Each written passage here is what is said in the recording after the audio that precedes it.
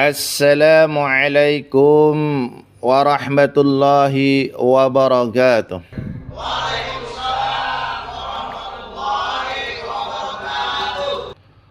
Alhamdulillah.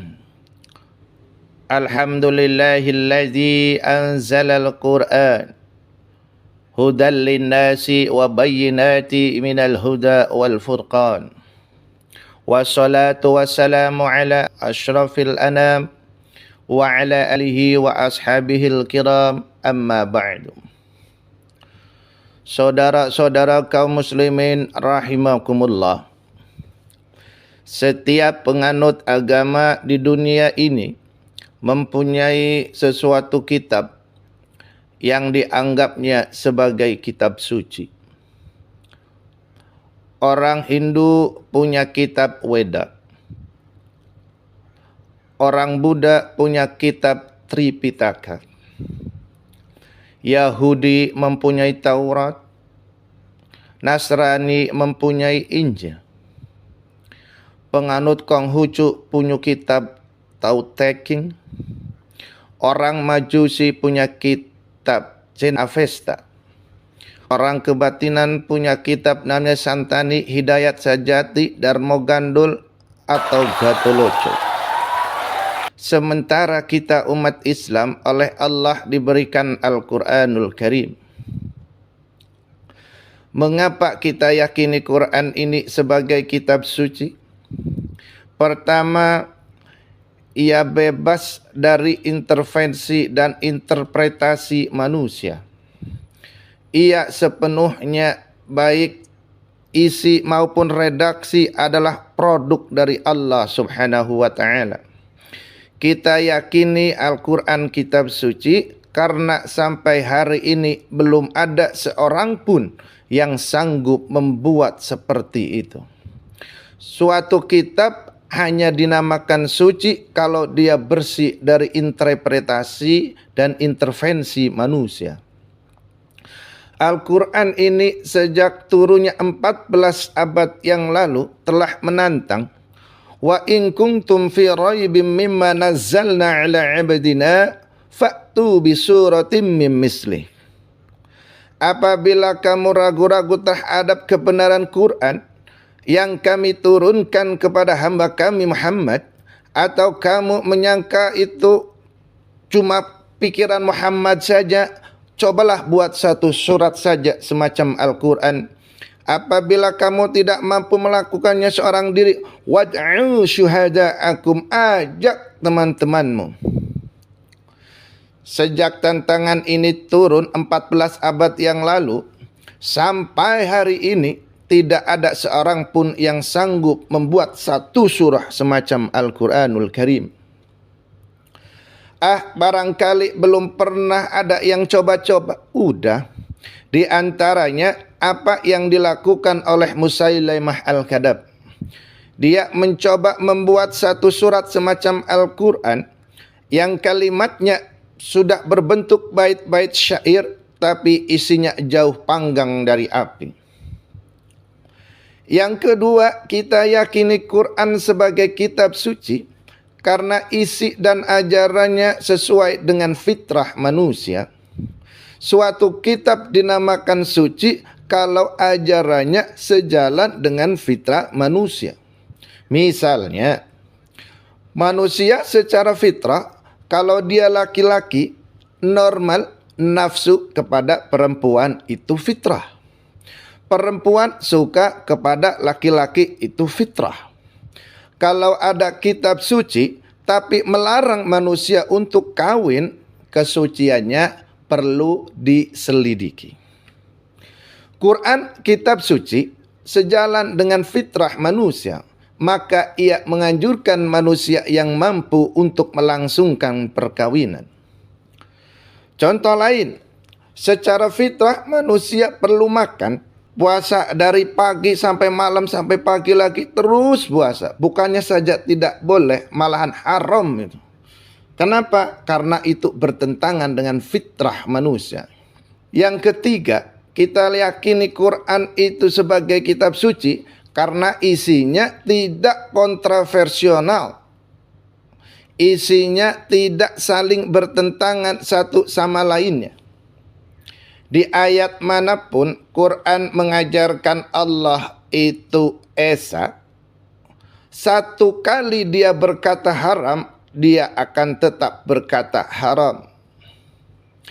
Isinya tidak kontroversi, sebab kalau ada kitab suci dari satu pihak mengajarkan satu esa, di lain ayat mengajarkan Tuhan itu 3, di lain ayat lagi mengajarkan Tuhan itu 4, itu kitab kacau namanya. Bagaimana kitab itu suci kalau isinya kontroversi dan bercampur dengan yang lainnya? Dari 3 kriteria ini kita yakin Al-Quran itu sebagai kitab suci. Masalah yang akan kita bicarakan pada kesempatan ini, bagaimana sikap kita terhadap Al-Quranul Karim sebagai kitab suci. Berangkat dari sebuah hadis di mana Rasulullah sallallahu alaihi wasallam pernah memberikan tawaran.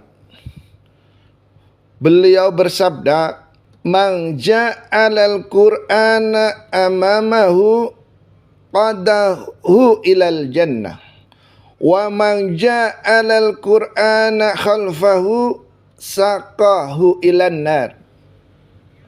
Siapa saja yang menjadikan Al-Quran itu sebagai imam, maka Quran itu akan membimbing dia ke dalam surga. Tetapi siapa yang menjadikan Quran sebagai makmum, maka Quran akan mendorong dia ke dalam nerakanya Allah Subhanahu wa taala. Pilihan terserah kita. Siapa yang menjadikan Quran sebagai imam, ditempatkannya Al-Quran di depan, diikuti petunjuk dan ajaran Al-Quran, maka Al-Quran akan membimbing dia ke surga. Surga dunia, lebih-lebih lagi surga akhirat. Tetapi sebaliknya, siapa yang menempatkan Al-Quran di belakangnya, dia belakangi Al-Quran, dia belakangi perintah dan ajaran-ajaran Al-Quran, dia perturutkan hawa nafsunya dalam kehidupan ini, maka Quran akan mendorong dia ke dalam neraka. Ia neraka dunia, lebih-lebih lagi neraka akhirat. Pilihan terserah kita. Saya mau tanya, kira-kira Quran dalam hidup kita jadi imam apa jadi makmum? Imam apa makmum? Kalau Quran jadi imam, artinya kita umat Islam jadi makmum. Resiko dan logika tentunya, makmum harus mengikuti imam. Imam takbir, makmum takbir. Imam ruku, makmum ruku. Imam sujud, makmum sujud. Imam tahiyat, makmum tahiyat. Itu namanya Quran dijadikan imam, kita jadi makmum. Artinya, dalam terjemahannya pada kehidupan, kalau merah kata Quran, berarti merah kita katakan.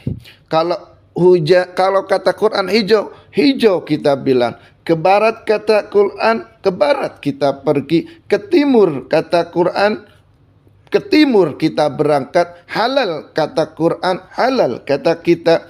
Haram kata Al-Quran, haram kita bilang. Itu Quran imam, kita makmum. Kita mau jadi makmum, Quran disuruh jadi imam. Kadang-kadang kontra.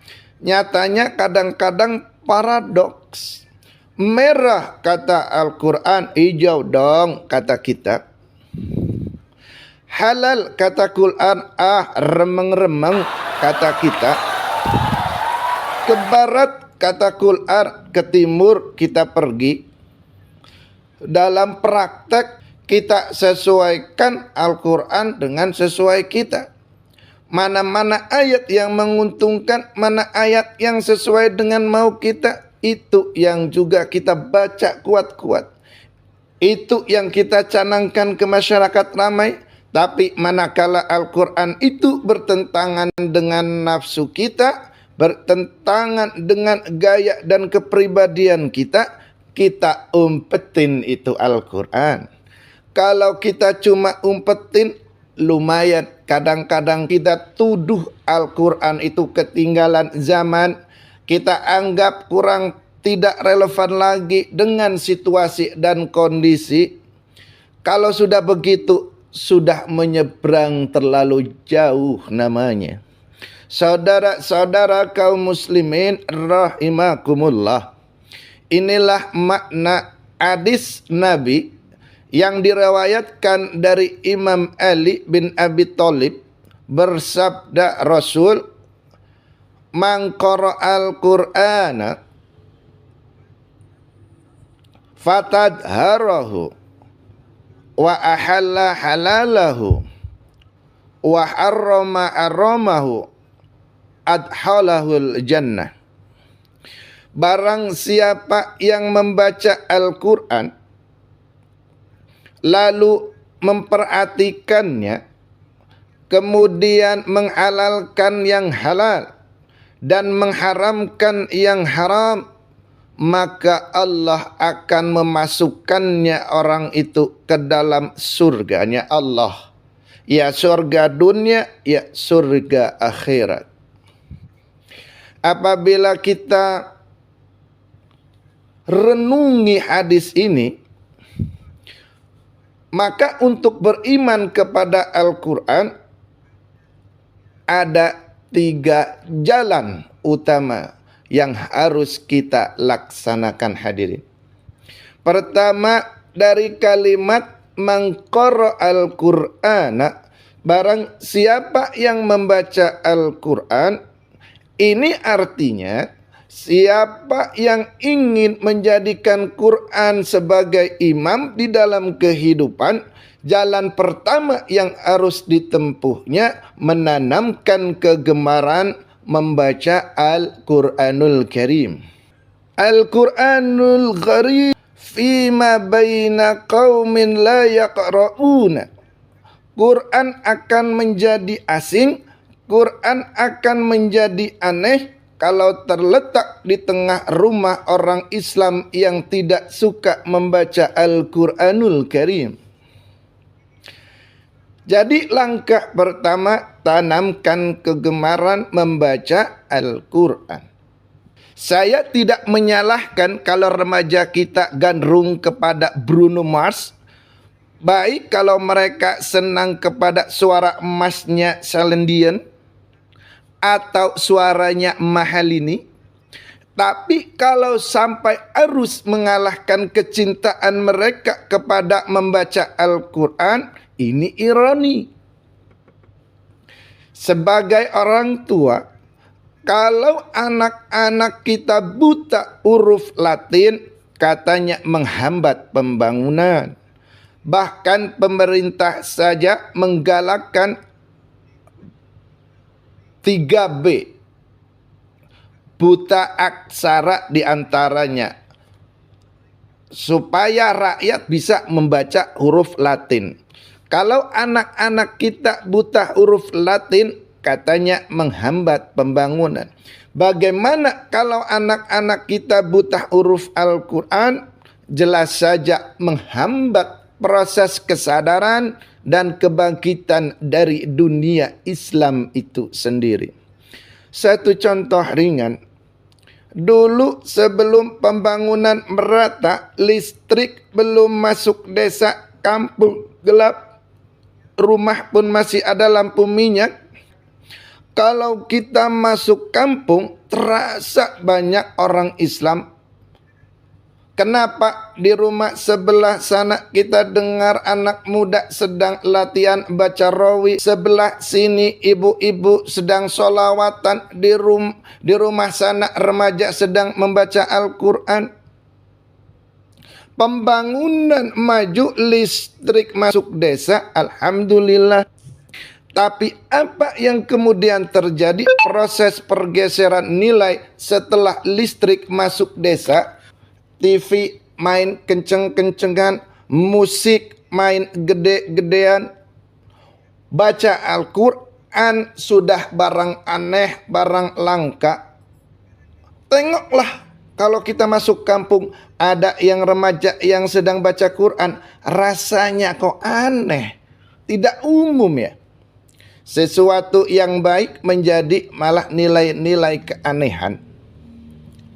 Saudara-saudara kaum muslimin rahimakumullah, tanamkan kegemaran membaca. Dalam suatu hadis Nabi pesan, nawwiru buyutakum bi tilawatil Quran, sinari rumah tanggamu dengan bacaan Al-Quran. Sebab listrik ini coba bisa menerangi gelap, tapi tidak akan sanggup menerangi hati manusia. Quran produk Allah, dibaca dalam segala keadaan tepat dan pantas. Lihat saja, orang sedih baca Quran terhibur. Orang gembira baca Quran tidak lupa diri. Di rumah mewah ada yang baca Quran, bagus. Di gubuk reot, di pinggir kali ada yang baca Quran, cocok. Orang kawin dibacakan Al-Quran, bagus. Orang mati dibacakan Al-Quran, tidak jelek. Dalam segala keadaan, in all season, bahasa anak sekarang, pantas dibaca. Saudara-saudara, bahkan orang sakit gigi pun kalau dengar Al-Quran tidak marah. Coba lihat. Dia senang benar lagu Bruno Mars atau Mahalini, tapi ketika sakit gigi setel lagu Mahalini atau Bruno Mars. Lihat kalau nggak mencak-mencak, kamu gila nggak? Saya lagi sakit gigi. Tapi coba kalau dibacakan Al-Quran, dia pasti tidak marah.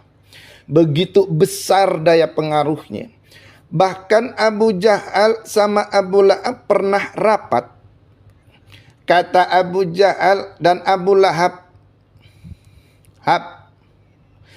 gini loh, kenapa? Ini saya pikir-pikir salah satu yang menyebabkan kenapa saudara kita banyak ikut ajaran Muhammad. Mereka kalau dengar bacaan Al-Quran terpesona. Jadi kita blokir saja. Caranya gimana? Kasih pengumuman kepada Quraisy, jangan sekali-kali mau dengerin Muhammad baca Quran. Kamu juga jangan. Dan kamu jangan, saya pun begitu. Mari kita tidak mau keluar untuk mendengar baca Al-Quran. Pulanglah berdua mereka ke rumah masing-masing. Dapat 1 hari, 2 hari bertahan, 3 hari bertahan, seminggu ke atas. Abu Jahal mulai ada semacam rindu. Kangen, pengen dengar ayat Al-Quran. Karena secara pribadi dia mengakui keindahan gaya bahasanya jauh lebih tinggi dari kemampuan penyair Quraisy. Isi ajarannya sangat dalam dan menyentuh segi-segi kehidupan manusia. Nggak tahan Abu Jahal, kayak digelitikin hatinya, dia keluar rumah mindik-mindek, ngumpet-ngumpet. Sampai di rumah Nabi, pengen denger Nabi baca Al-Quran. Rupanya Abu Lahab sama. Pikir Abu Jahal, Abu Lahab enggak bakalan keluar. Abu Lahab berpikir pasti di rumah. Dua-duanya bareng berangkat ke rumah Nabi. Cuma yang satu dari sebelah barat, yang satu dari sebelah timur. mindik-mindik ketemu di sudut, sama-sama kaget. Ya Hal, kamu Lahab, iya. Kamu ngapain? Lah kamu ngapain? Akhirnya sama-sama malu, sama-sama tidak bisa menahan diri, akhirnya mengakui. Bagaimanapun kita harus akui bahwa Al-Quran ini mengandung daya pesona yang sangat luar biasa. Itu dari segi bacaan. Belum lagi dari pengajaran. Belum lagi dari isi. Tanamkan kegemaran membaca Al-Quran. Sampai-sampai Nabi katakan, innallazi laisa fi jawfihi syai'um minal Qur'an kal baitil gharib. Orang yang dari tenggorokannya belum pernah keluar ayat Al-Quran barang sepotong pun, belum pernah ngaji barang seayat pun, itu orang kata Nabi kan kal baitil gharib, kayak rumah kosong. Rumah kan kalau kosong biar bagus, mewah, besar, perabotannya lengkap. Kalau kosong angker. Setan, kuntilanak, memedi benar-benar ada hidup di situ. Saudara-saudara kaum muslimin rahimakumullah. Dalam satu percontohan Nabi mengatakan begini, masalul mu'minil ladzi yaqra'ul Qur'an kama salil utrojah rihu'a tayyibun wa ta'muha tayyibun.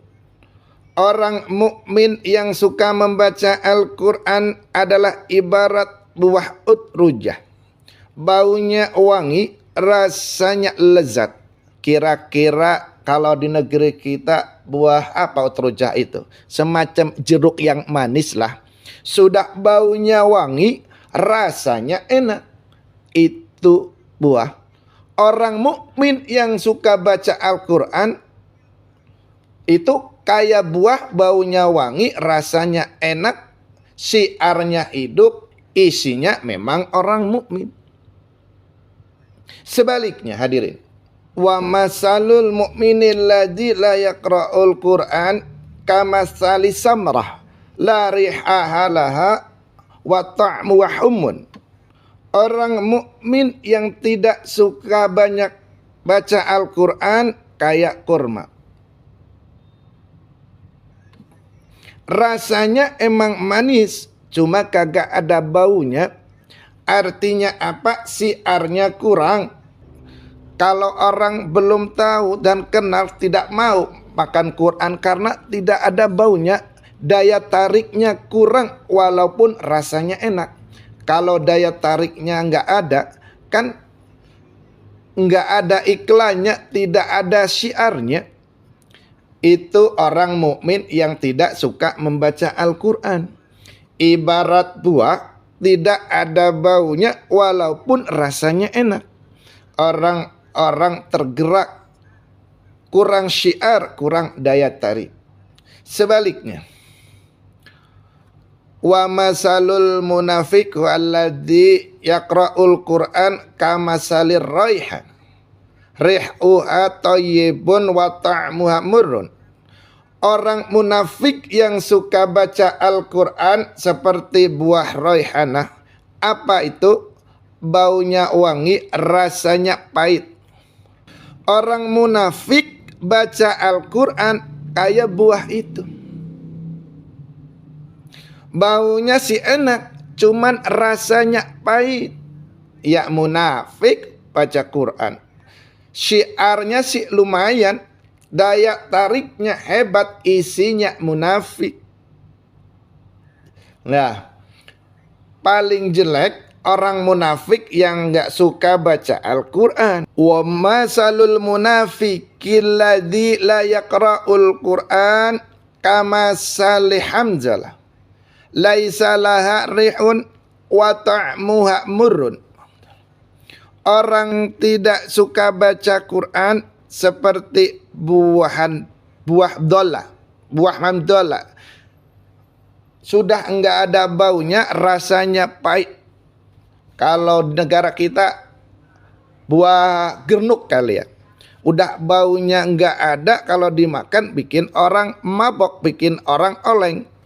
Saudara kaum muslimin rahimakumullah, tanamkan kegemaran membaca Al-Quran, karena membaca Al-Quran merupakan ibadah yang besar. Bahkan kata Nabi, afdalul ibadi abdi qiraatul Quran, nilai ibadah yang paling baik dari hambaku adalah ibadah membaca Al-Quran. Dalam sholat pahalanya lebih besar daripada di luar sholat. Dengan wudu pahalanya lebih besar daripada tanpa wudu. Mengerti pahalanya lebih besar daripada tidak mengerti. Tapi tidak mengerti pun, jangan pun membaca, mendengar orang membaca dengan baik-baik itu akan mendapatkan pahala, mendapatkan rahmat walaupun tidak mengerti. Apalagi membaca sendiri, apalagi mengerti apa yang kita baca. Tentu pahala itu akan jauh lebih besar. Ini yang pertama. Tanamkan kegemaran membaca Al-Quran. Yang kedua, dalam hadis tadi, fatat arahu, mangkara Al-Qur'ana fatat arahu, siapa yang membaca Al-Quran kemudian memperhatikannya. Jadi kalau kita mau berimam kepada Al-Quran, telah menanamkan kegemaran membaca. Yang kedua, perhatikan, pahami isinya. Jangan seperti monyet pakai mahkota, ketawa girang, cengengesan, tapi dia tidak tahu arti kebesaran mahkota yang disandangnya itu. Bangga dengan Al-Quran, tapi apa kandungannya tidak mengerti. Untuk memahami Al-Quran ini, caranya bagaimana? Tentu mudah saja. Seperti contoh, kalau kita ingin mengerti caranya bikin tahu, jangan bertanya kepada montir mobil. Montir mobil ahli betul urusan mesin, tapi kalau urusan tahu, tanya dong ke tukang tahu. Untuk mengerti rahasia dan seluk-beluk Al-Quran, kita harus bertanya kepada orang yang memahami seluk-beluk Al-Quran.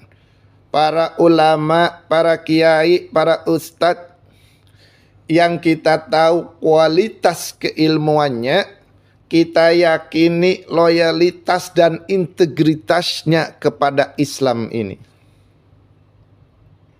Kenapa?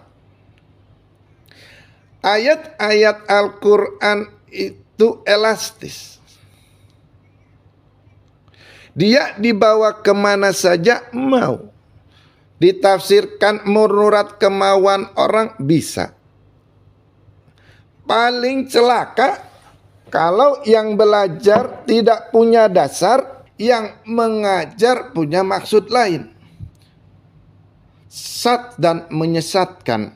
Yang ngajar punya nafsu ambisi, yang belajar cukup budak. Ya memang tidak punya dasar apa-apa. Sekali belajar langsung tafsir. Cara wudhu yang baik saja belum ngerti. Cara ruku dan sujud yang baik saja belum bisa. Yang membatalkan sholat apa aja tidak tahu dan tidak ngerti. Langsung langsung kepada Al-Quranul Karim. Tidak jelek.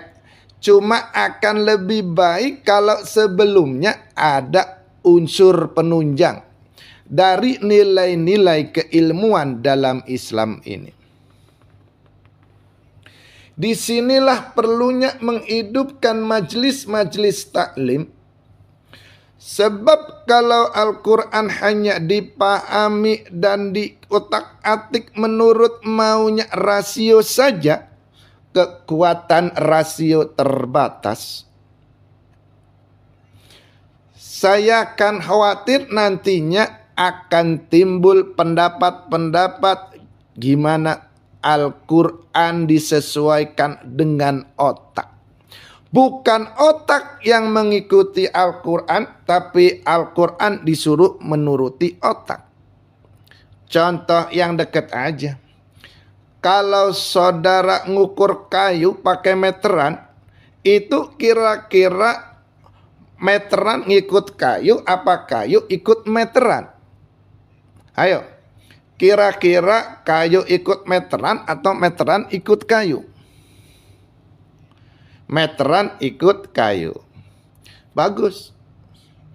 Kalau meteran ikut kayu, artinya nggak ada meteran benar di dunia ini. Otak harus ikut wahyu, jangan wahyu suruh ngikut otak. Manusia ikut Quran, jangan Quran mengikuti manusia. Dan kaum orientalis, orang barat di luar Islam yang mendalami mempelajari Islam dengan tujuan mencari kelemahan Islam untuk menghantam umat Islam. Itu sengaja mencari ayat-ayat yang mereka kumpulkan untuk menghantam umat Islam, supaya mereka meragukan Qur'annya untuk kemudian pada suatu saat meninggalkan Quran sama sekali. Timbullah pendapat ada ayat Al-Quran yang sudah tidak sesuai lagi katanya dengan situasi dan kondisi. Seolah-olah otak manusia sudah jauh lebih pintar daripada Al-Quranul Karim.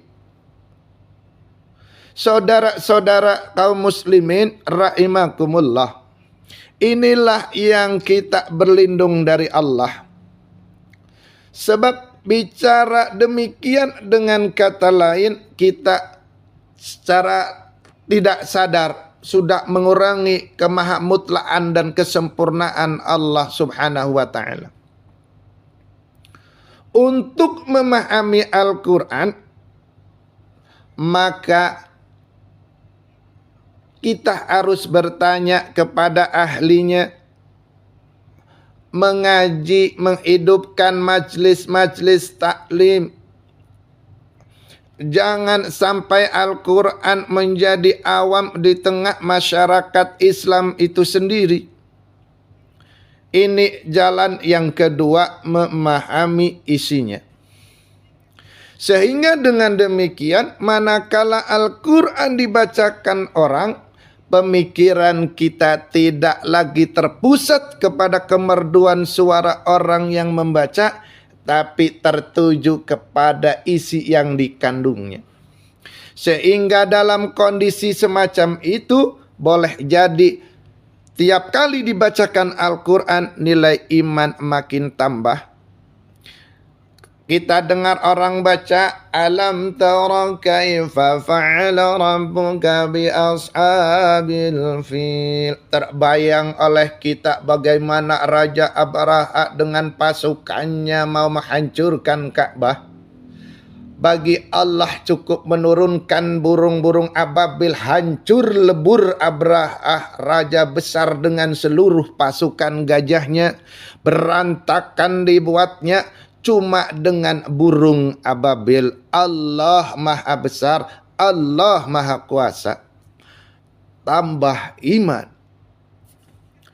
Kalau tidak seperti yang banyak terjadi, Quran menceritakan azab, kita malah kesenangan. Walakum azabun alim, kamu akan mendapatkan adab yang pedih. Kita teriak di pojokan, toib, toib, amin, amin, Allah, Allah, alhamdulillah. Digambarkan adab malah baik-baik. Bahwa kita juga, kita gemar kepada bacaan Al-Quran dengan suara yang merdu, alhamdulillah. Akan lebih baik lagi kalau kita mengerti apa yang dibacanya. Sebab perintah membaca tersirat makna perintah untuk memahami. Perintah memahami tersirat makna untuk mengamalkannya. Dengan kata lain, kita hanya bisa mengamalkan Al-Quran yang baik kalau kita mengerti isinya. Kita hanya mengerti isinya kalau kita rajin membacanya. Baik membaca yang tersirat, baik membaca yang tersurat dengan petunjuk para alim ulama, para kiai dan orang-orang yang ahli di bidang itu. Saudara-saudara kaum muslimin rahimakumullah, inilah jalan kedua.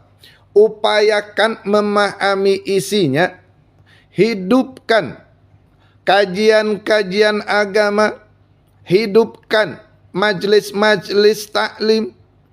Jangan sampai Al-Quran asing di hati kita sendiri. Jangan sampai kita awam terhadap makna, kandungan dan ajaran Al-Quran, sementara kita yakini bahwa dialah yang akan bisa membimbing kita menuju kebahagiaan sejak dari dunia sampai ke akhirat nanti. Jalan ketiga untuk berimam kepada Al-Quran, telah menanamkan kegemaran membaca lalu berupaya memahami isinya. Yang ketiga adalah mengamalkannya dalam kehidupan sesuai dengan kemampuan yang kita miliki. Al-Quran tidak akan membawa barokah kalau ajaran yang terkandung di dalamnya kita baca, tapi kemudian kita injak-injak dalam praktek kehidupan. Quran mengatakan riba haram, tapi prakteknya dalam hidup kita malah senang betul kepada riba. Quran mengajarkan jagalah kesatuan dan persatuan dan ukhuwah Islamiyah. Prakteknya yang kita lakukan malah centang perenang, malah saling bertolak belakang, malah kadang menjegal kawan seiring menggunting dalam lipatan. Lalu kelemahan pun menjadi kenyataan di mana-mana. Quran sekali lagi tidak akan membawa berkah kalau yang kita baca kita injak-injak. Tentang pengamalan Al-Quran ini, Allah subhanahu wa ta'ala berfirman, Summa awrasnal kitab allazi istafaina min ibadina. Kemudian kami wariskan Al-Quran ini kepada hamba-hamba kami yang kami pilih. Ya Allah, coba saja kita lihat ayat ini. Quran kitab pilihan diberikan kepada umat pilihan juga, yaitu kita-kita ini. Lalu bagaimana umat pilihan ini setelah menerima Al-Quran terbagi dalam 3 kelompok besar. Pertama kata Allah, wa min zalimun li nafsihi. Di antara mereka ada yang setelah menerima Al-Quran kemudian zalim kepada dirinya sendiri.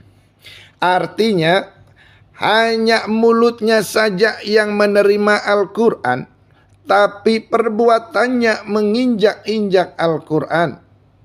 Orang semacam ini tidak zalim kepada Allah, tidak zalim kepada Rasulullah, tetapi orang semacam ini zalim kepada dirinya sendiri.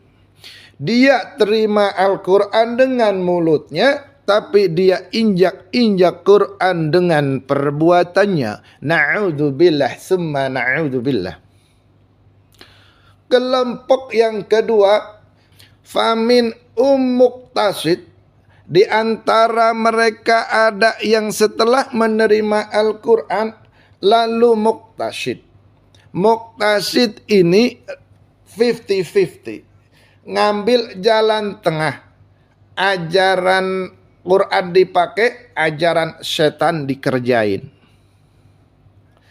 Artinya juga perintah Quran oke, larangan Quran heeh. Saudara-saudara, malaikat bingung bagaimana menilainya nih anak nih. Perintah Al-Quran dikerjain, larangan Quran juga dikerjain. Ini muqtasid namanya. Nah, yang ideal adalah golongan yang ketiga, kata Allah, wa min sabiqu bil khairati biidnillah. Di antara mereka ada lagi yang setelah menerima Al-Quran lalu berlomba-lomba melaksanakannya, berlomba-lomba mengamalkan kebaikan, dan itu hanya bisa terjadi biidnillah, dengan izin dari Allah. Hidayah, saudara-saudara. Berapa banyak orang mengerti Al-Quran tapi hidupnya jauh dari cahaya Al-Quran. Berapa banyak orang yang ahli Quran tapi cahaya Quran tidak menerangi kehidupannya. Berapa banyak orang yang ahli hukum tapi bikin bingung masyarakat dengan fatwanya. Saudara-saudara kaum muslimin, kenapa bisa terjadi? Itu tidak ada hidayah, tidak biidnillah, tidak ada izin dari Allah. Maka bisa membaca Al-Quran, alhamdulillah. Bisa memahaminya, kita bersyukur ke Allah. Lebih penting dari itu, kita mohon hidayah agar bisa mengamalkannya sesuai dengan kemampuan kita. Saudara-saudara kaum muslimin rahimakumullah, mana yang lebih banyak di zaman kita sekarang ini? Kita bisa analisa. Ada yang menerima Quran hanya dengan mulutnya saja. Kalau ditanya, Tuhanmu siapa? Allah. Kiblatmu mana? Ka'bah. Saudaramu siapa? Umat Islam. Kitab sucimu apa? Al-Quran. Kamu bisa baca? Enggak. Oh ya, kalau cuma enggak bisa baca, barangkali kadang-kadang Quran pun saja tidak punya. Ini yang ironi. Ini yang menyedihkan. Saudara-saudara kaum muslimin rahimakumullah, tanpa melaksanakan konsep si Al-Quran di dalam kehidupan, maka ketenangan kita membacanya, pengertian kita tentang Al-Quran barangkali tidak akan bisa berbuat terlalu banyak di dalam kehidupan. Maka sekarang ini sudah ada terjemahan Al-Quran dalam bahasa Indonesia, dalam bahasa daerah, dalam bahasa Inggris, Belanda, bahkan Jerman, yang masih harus terus dan selalu ditingkatkan terjemahan Quran di dalam kehidupan. Hadirin, dengan kata lain, kita umat Islam manunggal dengan Quran kita. Jangan cuma jadi kebanggaan Islam tinggi, tidak ada yang lebih tinggi dari Islam. Quran kitab suci tidak ada yang bisa menandinginya. Qurannya, tapi umatnya kadang-kadang kita ini jauh panggang dari api. Kita bersyukur musabaqah tilawatil Quran dihidupkan dengan biaya bermiliar-miliar rupiah. dari tingkat kelurahan, kecamatan, wali kota, provinsi sampai kepada tingkat nasional untuk menanamkan kegemaran membaca Al-Quran. Setelah itu hendaknya diadakan peningkatan dengan upaya memahaminya, sehingga pada suatu saat boleh kita adakan musabaqah pengamalan Al-Quran. Hadiahnya sudah langsung dari Allah sendiri. Ini yang kita perlu berlomba mengamalkan ajaran Al-Quran. Sabiqum bil khairat, berlomba mengamalkan ajaran Al-Quranul Karim. Nah, oleh karena Al-Quran ini dalam bentuknya yang umum kadang-kadang hanya menjelaskan suatu persoalan secara global, kita memerlukan tuntunan sunnah dari Rasulullah Sallallahu Alaihi Wasallam. Umpamanya, Quran hanya mengajarkan aqimis salat, dirikanlah salat. Caranya bagaimana? Tidak ada cara salat dalam Al-Quran. Dari mana kita tahu cara salat? Dari sunnah. Itu sebabnya selain Al-Quran sebagai sumber utama, kita memerlukan sunnah atau hadis. Mau salat takbiratul ihram di Quran tidak ada. Mau salat pakai tahiyat dalam Quran tidak ada. Jadi kalau orang cuma Quran saja, tidak ada sunnah, bagaimana kita bisa sholat? Quran cuma mengatakan wa atimul hajja wal umrata lillah, laksanakan haji dan umrah karena Allah. Bagaimana manasik hajinya? Bagaimana cara wukuf? Bagaimana cara melempar jumrah? Tidak ada dalam Al-Quran yang memuat itu, tidak lain sunnah. Untuk memahami Al-Quran dan sunnah ini, kita memerlukan orang yang menguasai Quran dan sunnah. Oleh karena itu kita perlu petunjuk kepada para ulama. Itu sebabnya Quran sendiri mengatakan, fa in tanaza'tum fi syai'in farudduhu ilallah biwa rasulih. Apabila kamu berbeda pendapat tentang suatu persoalan, kembalikan kepada Allah dan Rasulnya. Kembalikan kepada Allah artinya kembalikan kepada Quran. Kembalikan kepada Rasul maksudnya kembalikan kepada sunnah.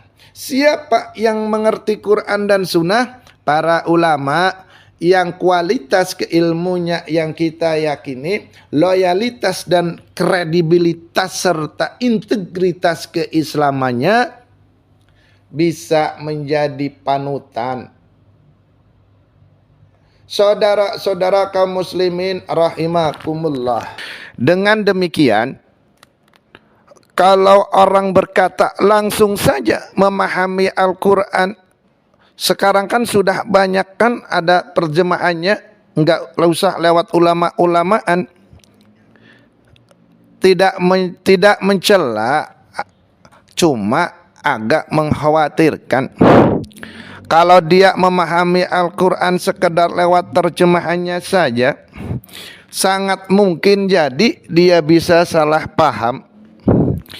Kita memerlukan bantuan sunnah, kita memerlukan petunjuk para ulama yang menguasai bidang itu. Kembalikan kepada Quran dan sunnah artinya bertanya kepada orang yang memahami Quran dan sunnah. Lah, dengan begitu kan akan terjadi perbedaan pendapat. Perbedaan pendapat sesuatu yang halal sepanjang tidak menyebabkan kita berpecah belah. Halal berbeda pendapat asal diletakkan pada proporsinya. Apalagi kalau perbedaan pendapat itu cuma masalah teknis, bukan masalah prinsip. Kenapa tidak pulang saja kepada tuntunan Quran, lana a'maluna walakum a'malukum? Kami akan mengamalkan amalan yang kamu yakini benarnya. Saudara persilahkan mengamalkan amalan yang saudara yakini benarnya. Sama-sama punya alasan, sama-sama punya dalil. Tidak usah saling menyalahkan, tidak usah saling mengklaim merasa yang paling benar, orang lain salah semua. Kemukakan argumen, jangan sentimen. Harus dengan semangat mencari kebenaran, bukan untuk mencapai kemenangan. Kalau sentimen lebih penting dari argumen, kalau kemenangan lebih diutamakan dari mencari kebenaran, yang berlaku kadang-kadang gengsi. Kalau sudah gengsi, yang bicara emosi. Kalau sudah emosi, istilah kita di kampung ngambek. Gedean ngambeknya ama ilmunya. Kadang-kadang, Pak, kalau enggak jadi imam, saya enggak mau sembahyang di situ. Kalau enggak jadi imam, orang lain dianggapnya enggak sah sembahyangnya.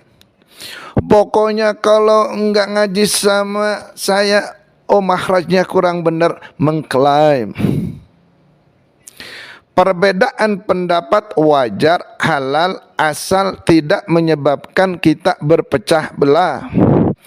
Dan sewajarnya kita lebih berusaha mencari titik pertemuan, memperbesar persamaan, dan bukan mengutak-atik perbedaan. Kadang-kadang inilah penyakit kita nih. Satu kunut, satu tidak sembahyang subuhnya. Satu usolli, satu tidak. Satu adzan sekali, Jumatan 1-2 kali. Kenapa bukan persamaannya yang digali? Kenapa justru perbedaannya yang diperbesar, yang sampai kapanpun, sampai kiamat pun tidak akan selesai? Kan lebih baik kalau kita ditanya orang, Pak, kalau sholat subuh itu pakai kunut atau enggak sih? Kalau saya pakai. Kalau yang enggak pakai kunut bagaimana? Betul, kata yang tidak pakai. Jadi yang pakai kunut betul, karena saya pakai kunut. Yang tidak juga betul, kata yang tidak pakai. Kalau yang berkunut betul, yang tidak berkunut juga betul, lalu salah yang mana? Yang salah, Pak? Yang salah yang tidak sholat. Lebih objektif, proyek garapannya ada, umat tidak berpecah belah. Ini yang konyol, kadang-kadang khutbah Jumat pakai membongkar hilafiyah, mengantam tahlil, mengantam kunut.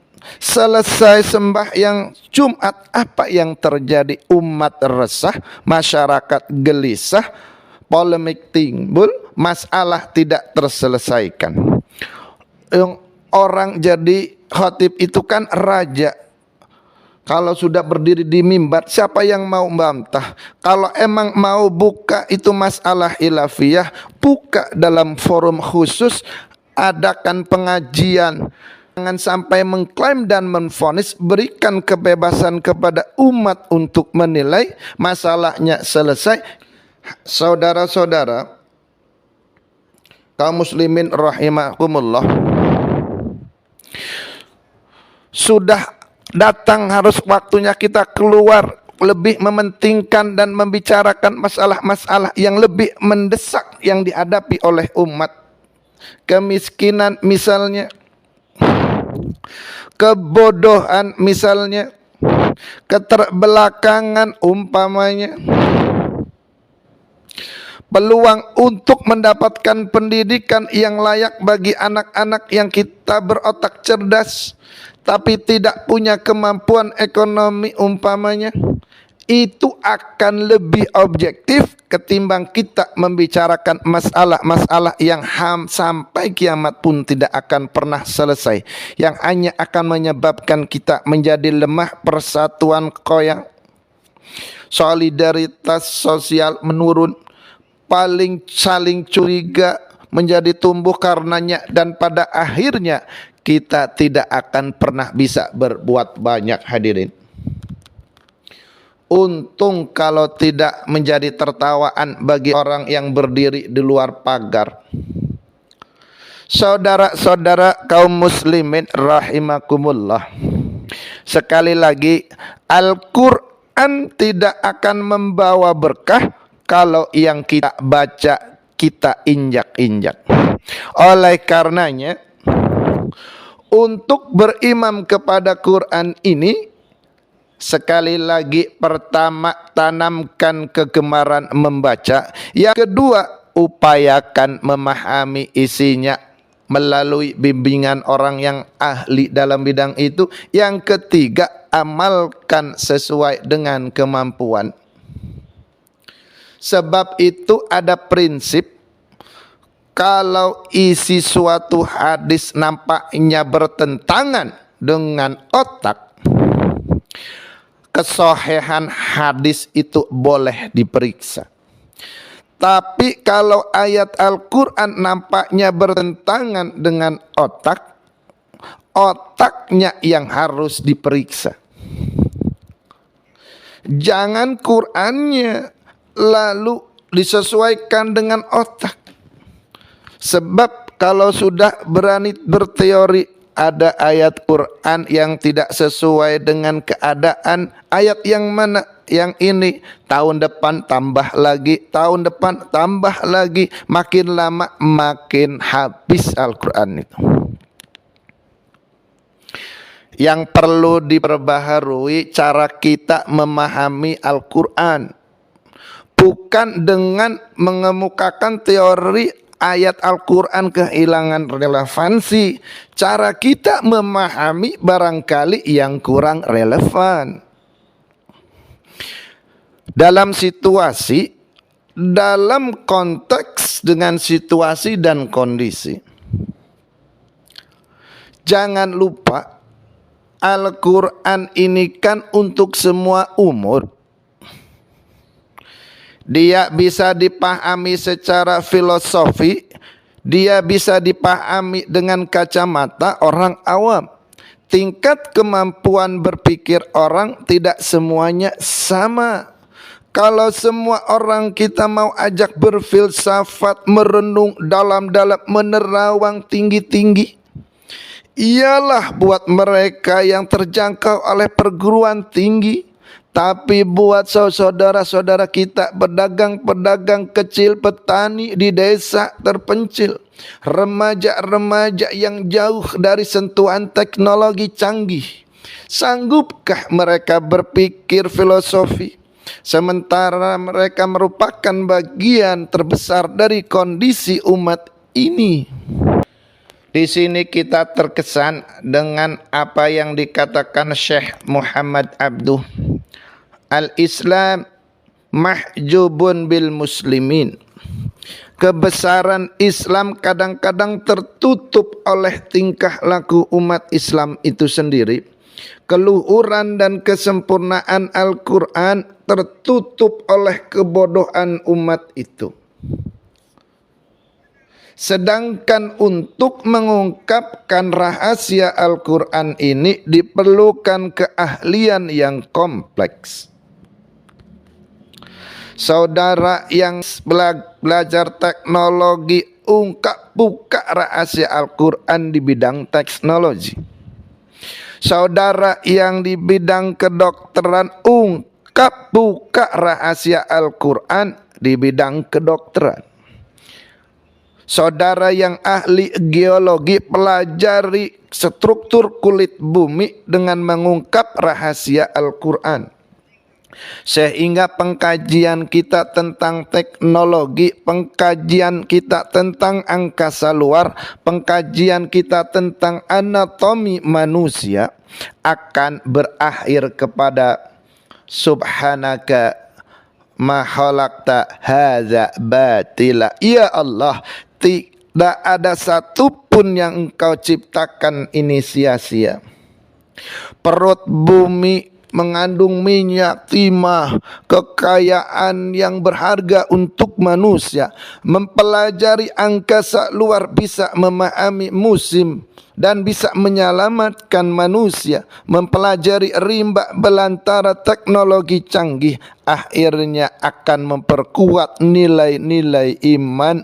Menerjemahkan ajaran Quran lewat disiplin ilmu yang kita kuasai masing-masing, untuk kemudian kita bekerja sama bahu-membahu dalam rangka mengimami Al-Quran, mengamalkan Al-Quran, dan mengawal keluhuran Al-Quranul Karim yang atas dasar tuntunannya kita hidup, untuknya kita berjuang, dan dalam bimbingannya kita ingin kembali menghadap Allah Subhanahu wa ta'ala. Inilah hadirin, mudah-mudahan pada kesempatan ini kita diberi kekuatan oleh Allah Subhanahu wa ta'ala untuk berimam kepada Al-Quran, menjadikannya sebagai pedoman utama di dalam kehidupan kita. Terima kasih atas perhatiannya. Mohon maaf atas segala kekurangannya. Akhirul kalam. Wassalamualaikum warahmatullahi wabarakatuh.